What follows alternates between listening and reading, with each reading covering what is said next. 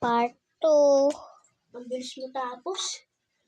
Ito guys, patapos na tayo maglinis guys. Magwalis pala guys. Tapos mamaya ako naman. Salita lang tayo guys. Dastan. Sa mga nagtatanong po kung sa amin kami lang po nakatira dito.